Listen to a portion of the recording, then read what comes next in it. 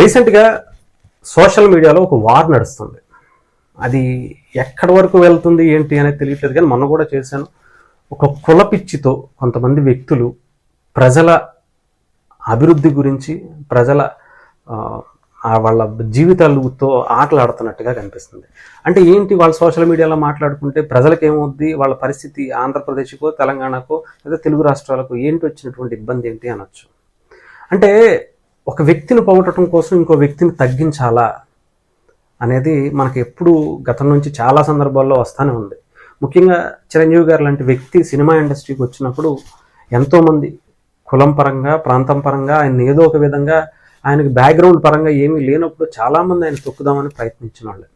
ఆయనకు ఉండేటువంటి ఎక్స్ట్రాడినరీ టాలెంట్స్తో ఏదో ఒక రకంగా నిలబడాలి, మనం ఒక ఎగ్జాంపుల్ కావాలి, మనం కూడా ఈ సినిమా ఇండస్ట్రీలో రాణించాలి, మనకి టాలెంట్ ఉంది, మనం దీన్ని ప్రదర్శిస్తేనే డెఫినెట్గా ఆ దేవుడే మనల్ని పైకి తీసుకువెళ్తాడనే ఒక సాధారణమైనటువంటి ఒక కానిస్టేబుల్ కొడుకు ఈరోజు ఎంతోమందికి ఇన్స్పిరేషన్గా వచ్చాడు. నిజంగా చెప్పాలంటే ఆయన పడినటువంటి కష్టం జీవితంలో ఎవ్వరు కూడా అంత పడి ఉండరేమో. ఎన్నో రోజులు అన్నం లేక, తిండి లేక, నిద్ర లేక, ఎన్నో డబ్బులు లేక ఎన్ని ఇబ్బందులు పడుంటారో ఆ చెన్నైలో కావచ్చు, ఎన్నో ఎన్నో నిద్రలేని రాత్రులు ఆయన గడుపుని ఉండొచ్చు, ఎంతోమంది తిట్టుండొచ్చు, ఎంతోమంది ఇబ్బంది పెట్టి ఉండొచ్చు, ఎంతోమంది బయటకు గెంటేసి ఉండొచ్చు. ఇవన్నీ చాలా సందర్భాల్లో అటు చిరంజీవి గారు కూడా కొన్ని సందర్భాలు చెప్పుకుంటూ వచ్చినాయి. అంటే ఇంతమంది ఆయన్ని తొక్కేద్దామని ప్రయత్నించిన, ఎదుగుతూ వచ్చినప్పుడు, అవకాశాలు వస్తున్నప్పుడు కూడా ఇంకా ఏదో రకంగా ఆయన్ని మట్టు పెట్టిద్దామని వచ్చిన, అది కేక్లోనో ఇంకొక ఫుడ్లోనో ఏదో కలిపి చేద్దాం అనుకున్నటువంటి సందర్భాలు కూడా వచ్చాయి. ఆయన స్టార్డమ్ని ఓరవలేక, ఆయన ఎదుగుతున్న ఎదుగుదలని వాళ్ళు జీర్ణించుకోలేక, ఇలాంటి సందర్భాలు చాలానే ఉన్నాయి. అలాంటిది ఒక్కొక్కటి మెట్టు పేర్చుకుని ఆయన ఈరోజు ఒక మెగాస్టార్గా ప్రపంచంలోనే, ఆయనకంటూ ప్రపంచ సినిమా అంతా ఒక ఎత్తు అయితే మెగాస్టార్ గారు ఒక్కరు ఒక ఎత్తు, అందులో ఎటువంటి సందేహం లేదు. ఆయన ప్రతి ఒక్కరికి ఇన్స్పిరేషనే.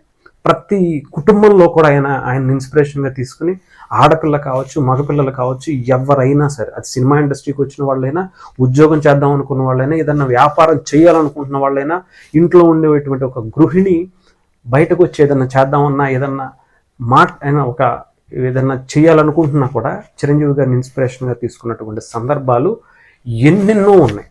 ఒక ఆర్మీ జవాన్గా వెళ్ళాలనుకుంటున్నటువంటి వ్యక్తులైనా, లేదంటే ఆంధ్రప్రదేశ్లో, తెలుగు రాష్ట్రాల్లో ముఖ్యంగా ఏదైనా డాక్టర్ కానీ, ఏదైనా చిన్న జాబ్ కొట్టాలని ఏదన్నా ఒక గోల్ పెట్టుకుంటే చిరంజీవి గారిలా కష్టపడాలి, చిరంజీవి గారిలా మనం నిలబడాలి, ఇది చాలామందికి వచ్చేటువంటిది. ఆయనకు ఉండేటువంటిది డెఫినెట్గా ఆయన అప్పటి వరకు ఉన్నటువంటి సినిమా అభిమాన గణాన్నంతా కూడా ఆయన ఒక సేవా మార్గం వైపు తీసుకెళ్ళినటువంటి ఏకైక వ్యక్తి ఈవెన్ ప్రపంచంలోనే. ఇది తెలుగు సినిమా మాత్రమే కాదు, ఇండియన్ సినిమా మాత్రమే కాదు, ప్రపంచంలోనే నాకు తెలిసి ఆ టైంలో బ్లడ్ బ్యాంక్ పెట్టాలని, ఎంతోమందికి సేవా కార్యక్రమాలు చేయాలని, ఏదైనా విపత్తు వస్తే డబ్బులు ఇవ్వాలని, ఆర్మీకి సంబంధించిన ఏదైనా ఇబ్బంది వస్తే వాళ్ళకి డబ్బులు ఇవ్వాలని, ఏదైనా రాష్ట్రానికి ఏదైనా భూకంపం లాంటి, వరదలు లాంటి, తుఫాను లాంటివి వస్తే అక్కడ వాళ్ళకి ఆయనకు తగినంత డబ్బులు, ఆయనకు తోచినంత, ఆయన చేయగలిగినంత ఇవ్వాలని ప్రతి ఒక్కళ్ళు ఇన్స్పిరేషన్ కలిగించినటువంటి వ్యక్తిత్వం. మిగతా హీరోలు, ఎంతోమంది నటులకు, ఎంతోమంది బిజినెస్ మ్యాన్లకు కూడా ఆయన ఒక ఇన్స్పిరేషన్గా నిలిచినటువంటి వ్యక్తి. అభిమానులు అంటారా, వాళ్ళని కట్అవుట్లకి, పాలాభిషేకాలకి, లేదంటే చింపేసుకుని సినిమా చూడడానికి కాదు, వాళ్ళని ఒక రక్తదానం వైపు, ఒక నేత్రదానం వైపు, ఒక సేవా కార్యక్రమాల వైపు, ఇటువైపు కూడా టర్న్ చేయొచ్చు అని ఆయన ఎగ్జాంపుల్ చేసి చూపించారు. అప్పటి వరకు ఎవ్వరికీ లేదు ఏమనుకున్నా, కానీ ఆ తర్వాతే ఆయన చేస్తున్నారు, మనం కూడా ఏదన్నా చెయ్యాలి అనేది వచ్చారు. నేను ఇప్పుడు ఇవన్నీ ఎందుకు చెప్తున్నట్టే, సోషల్ మీడియాలో ముఖ్యంగా ఎన్టీఆర్ గారి గురించి మనందరికీ తెలుసు. పెద్ద ఎన్టీఆర్ గారు కావచ్చు, ఆ తర్వాత బాలకృష్ణ గారు, ఆ తర్వాత జూనియర్ ఎన్టీఆర్ గారు, వీళ్ళ ముగ్గురు కూడా ఎన్టీఆర్ గారిని నమ్ముకున్నారు. ఆయన ఒక శైలి, ఎన్టీఆర్ గారిని ఒక దేవుళ్ళలా కొలుస్తారు. ఆయనకు ఉండేటువంటి స్టార్డమ్, ఆయనకు ఉండేటువంటి క్రేజు ఇప్పుడున్నటువంటి చాలామందికి అర్థం కాకపోవచ్చు. ఎందుకంటే ఆయన ఒక క్యారెక్టర్ చేశారంటే దాంట్లో లీనం అయిపోయేవాళ్ళు. దాంట్లో అక్కడ ఎన్టీఆర్ గారిని కాదు, ఆ క్యారెక్టర్ని చూసేవాళ్ళు. అక్కడ కృష్ణుడు వేషం వేస్తే కృష్ణుడు కనిపించేవాడు, అంత అద్భుతంగా ఉండేది. ఆయన కూడా ప్రజలకు ఏదో సేవ చేయాలని ఆయనకి తోచినంత, ఆ తర్వాత రాజకీయాల్లోకి వచ్చిన తర్వాత అనేకమైనటువంటి అద్భుత కార్యక్రమాలు తీసుకొచ్చి ముఖ్యంగా మన తెలుగు ఇండస్ట్రీలో తెలుగుకు సంబంధించినటువంటి 2 తెలుగు రాష్ట్రాల్లో చాలా చేంజెస్ తీసుకొచ్చారు. పటేలి పట్వారీకి సంబంధించినటువంటి వ్యవస్థను రద్దు చేయడం కావచ్చు, అనేక కారణాలకు సంబంధించినటువంటి తీసుకురావడం రద్దు చేయడం కావచ్చు, సన్నవి బియ్యం ₹2 అప్పట్లో రూపాయికి కిలో బియ్యం అనుకుంటా, మేబీ నాకు తెలిసి అవి తీసుకురావడం కావచ్చు, అనేకమైనటువంటి గొప్ప గొప్ప ఆలోచనలు. అంటే తెలుగువారికి పెద్దగా ప్రాధాన్యత లేనటువంటి ఆ రోజుల్లో ఒక మంచి పేరుని ఆయన ఒక ఎన్టీఆర్ గారు అంటే తెలుగు అంటే ఎన్టీఆర్ గారు అనే స్థాయికి ఆయన కూడా తీసుకొచ్చారు. అదొక పద్ధతి, అదొక టైప్, ఆయనదొక ఆర, అదొక శకం. వీళ్ళిద్దరు బాగానే ఉంటారు. అలాంటి టైంలో కూడా చిరంజీవి గారు ఎన్టీఆర్ గారు ఉన్న టైంలో కూడా చిరంజీవి గారు మంచి సినిమాలు చేశారు, ఆయన మంచి పొజిషన్కి వచ్చారు. అదే టైంలో బాలకృష్ణ గారు ఈయనకి మంచి పోటీతత్వం ఉన్నా కూడా ఎవరి స్టైల్ ఆఫ్ యాక్టింగ్ వాళ్ళదే. చాలా సందర్భంలో మీకు అంటే కలిసి ఉంటారు అని చెప్పడానికి ఒక మాట చెప్తున్నా. మొన్న అన్స్టాపబుల్లో కూడా చిరంజీవి గారు అప్పుడే హైదరాబాద్ షిఫ్ట్ అయినప్పుడు ఏమైనా చిరంజీవి మీ ఎవడెక్కడ ఉన్నాడు అని చెప్పి రామ్ చరణ్ గారిని రమ్మని వాళ్ళ మంచి రెస్టారెంట్కి తీసుకెళ్ళాను అని చెప్పి చెప్పడం. అంటే వాళ్ళల్లో అప్పట్లోనే ఒక మంచి రిలేషన్షిప్ ఉండేది. రాజకీయంగా కొంతమంది పోటీతత్వం ఉండాలి కాబట్టి సినిమాల్లో కావచ్చు, రాజకీయాల్లో కావచ్చు, అది ఉండేది. చిరంజీవి గారిని ఆయన రాజకీయాల్లోకి వచ్చిన తర్వాత ఎన్నో శక్తులు ఇబ్బందులు పెట్టినా ఆయన ఎందుకు మనకి ఒకరితో మనం మాట అనలేం, మనం అనిపించుకోలేమని ఆయనకు వెళ్ళిపోయారు. ఆ తర్వాత పవన్ కళ్యాణ్ గారు వచ్చారు. ఆయన కేవలం ప్రజల గురించి ఆలోచిస్తారు. కుటుంబాన్ని తిట్టారా, లేదంటే నన్ను తిట్టారా, లేదంటే ఇంకొకరు తిట్టారా, ఇవనేది సెకండరీ ఆప్షన్ కింద పెట్టుకుంటారు. ఆయన గుర్తుంటుంది, డెఫినెట్గా గుర్తుంటుంది ఎవరెవరు ఏం చేశారు. ఆయన మంచి చేద్దామని వచ్చినటువంటి చిరంజీవి గారు లాంటి వ్యక్తిని ఎలా తొక్కేశారు, ఏ రకంగా ఆయన్ని హింసించారు, వాళ్ళ ఇళ్లలో పిల్లల్ని అందరినీ, వాళ్ళ పవన్ కళ్యాణ్ గారి తల్లిని, ఇంకా చిరంజీవి గారి పిఆర్పి టైంలో కూడా వాళ్ళ పిల్లల గురించి ఎంత దారుణంగా ఇవన్నీ సర్క్యూట్ చేసుకుంటూ వచ్చారో మీడియాలో, అవన్నీ పవన్ కళ్యాణ్ గారికి తెలుసు. ఎప్పుడు ఎక్కడ ఎలా ఉండాలనేది ఆయన బాగా తెలుసు. ఆయన ఫస్ట్ ప్రయారిటీ ఇచ్చేది ప్రజలే. ఆయన కుటుంబానికి ఎవరు, ఆయన వ్యక్తిగతంగా ఆయన హెల్త్కి కానీ ఆయన పార్టీకి కానీ ఇచ్చుకోరు. వీళ్ళు ఎదగాలి కదా అని చూసుకోరు, ప్రజలు బాగుండాలి అనే దాని మీద చూసుకుంటారు. ఇప్పుడు చంద్రబాబు నాయుడు గారు, గతంలో ఉన్నటువంటి చంద్రబాబు నాయుడు గారికి ఇప్పుడు ఉన్నటువంటి చంద్రబాబు నాయుడు గారికి చాలా డిఫరెన్స్ ఉంది. గతంలో ఆయన మీద కొన్ని విమర్శలు వచ్చినా ఏమొచ్చినా కానీ ఇప్పుడు రాష్ట్రం కోసం ఆలోచించుకుంటున్నారు, రాష్ట్ర భవిష్యత్తు కోసం ఆలోచించుకుంటున్నారు.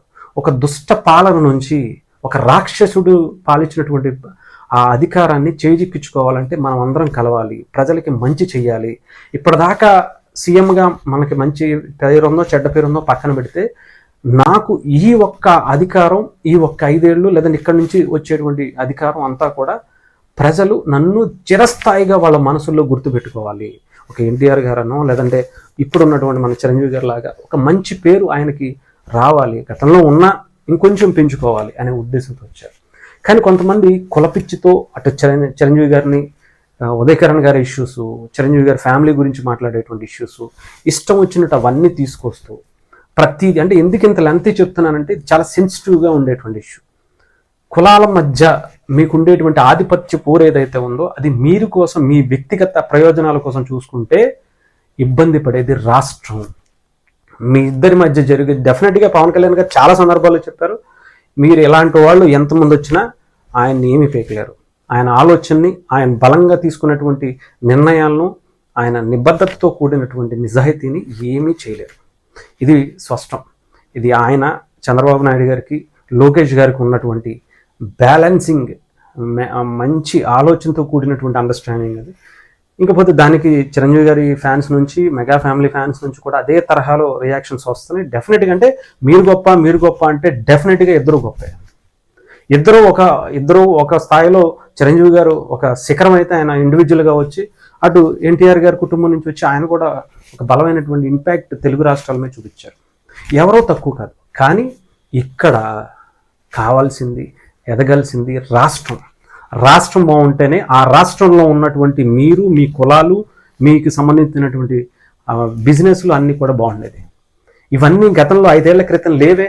ఇప్పుడే ఎందుకని ఆ కుటుంబం మీద ఇష్టం వచ్చినట్టు మాట్లాడుతున్నారు. జగన్మోహన్ రెడ్డి గారి అనే వ్యక్తి తొక్కేస్తున్నప్పుడు అసలు ఒక కులాన్ని ఎక్కి తొక్కి మామూలుగా కాదు, అంత దారుణంగా హింసిస్తున్నప్పుడు రానటువంటి మాటలు ఇప్పుడు ఎందుకు వస్తున్నాయి అంటే, ఓకే మేము అధికారంలోకి వచ్చేసామనే ఒక విర్రవీగతనం, ఇది ఉండకూడదు.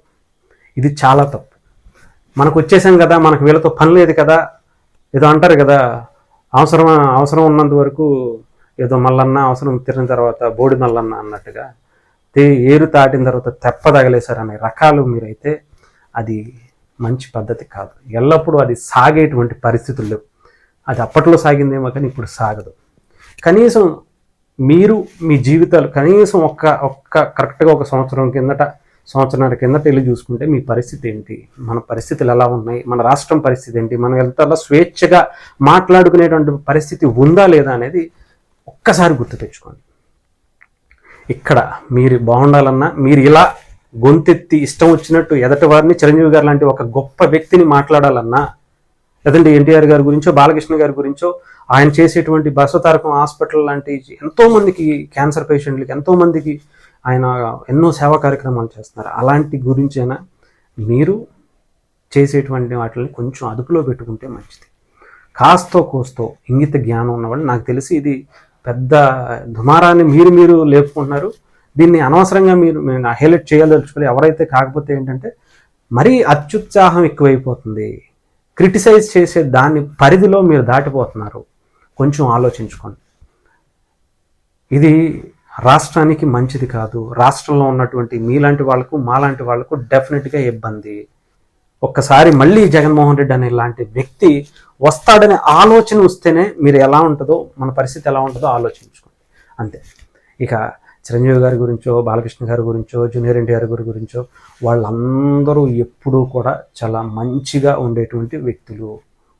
వాళ్ళు ఎప్పుడు బాగుంటారు. ఈ చిన్న ఇష్యూస్ అంటారు, ఇవన్నీ ఎప్పుడు జరుగుతూనే ఉంటాయి. వాటితో పోల్చుకుంటే మీరు చేసేటువంటి ఇది ఆఫ్టరాల్గానే ఉంటుంది. పెద్దగా పట్టించుకోరు, డెఫినెట్గా వాళ్ళు పట్టించుకోరు. కాకపోతే కొంతమంది చిరంజీవి గారి ఫ్యాన్స్ కూడా కొంచెం ఇది ఎక్కువగా తీసుకువెళ్ళకండి. వాళ్ళ కర్మను వాళ్ళే పడతారని చెప్పి ఎన్టీఆర్ గారి ఫ్యాన్స్ అయినా సరే ఆలోచించుకుని వదిలేయండి. కులపిచ్చితో ఏదైతే ఉందో దాంతో మీరు చూస్తే మీరు ఇంకెప్పుడు జీవితంలో ఎదుగుదల ఈ రోజు ఉండొచ్చేమో, కానీ దేవుడు అనేవాడు ఉంటాడు. ఆయనకి బాగా తెలుసు ఎప్పుడు ఎలా ఏం చేయాలో. అది బాగా చాలా బలంగా జరుగుద్ది. కర్మ సిద్ధాంతం అంటారు కదా, కర్మ ఎవరిని వదిలిపెట్టదు. ఎగ్జాంపుల్ జగన్మోహన్ రెడ్డి గారి లాగే.